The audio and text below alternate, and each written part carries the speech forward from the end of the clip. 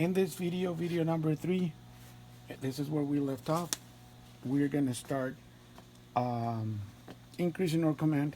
Right now we have the way that we arbitrarily choose to control the board is we have the current trip at 100%. We're never going to get a current trip based on the setup we have. The voltage limit, it's all at 100%, and that's why we have a current limit, and the current limit is at 0. And again, our AC input is 29.8 volts AC, 1.7 volts DC, 2.5 millivolts for current feedback, 0.18 volts of voltage feedback, and our sig high is still 1.36, which is our minimum. And we have the same output here, still the 60 cycle. We have the delay angle of approximately 133 degrees.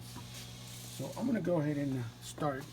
If we show here, I'm gonna start slowly increasing the current command. This is basically like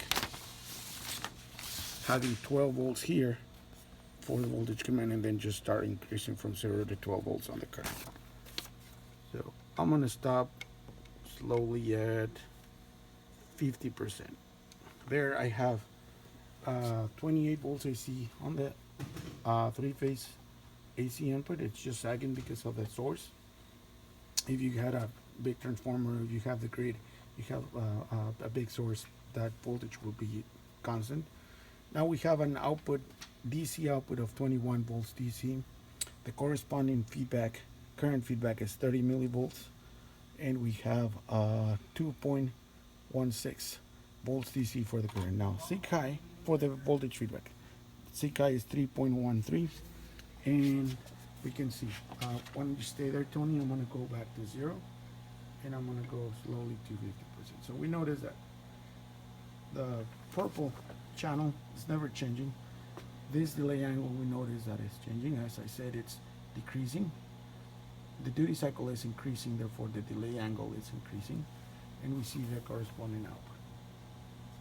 All right. Now you notice that the delay angle now it's only 76 degrees, and that's what we're measuring. So I'm going to go ahead and keep on going all the way to I max out on my potentiometer, and there it is. So we have maximum duty cycle of 94%.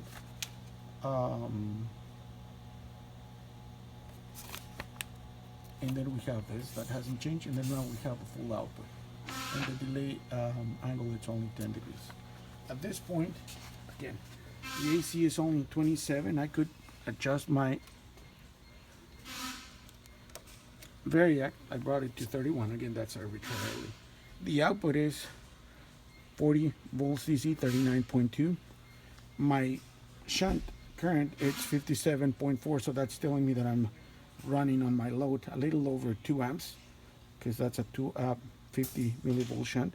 And we can see that those two resistors were selected for 4 volts of DC feedback. At that point, the maximum value of sig high is 5.9.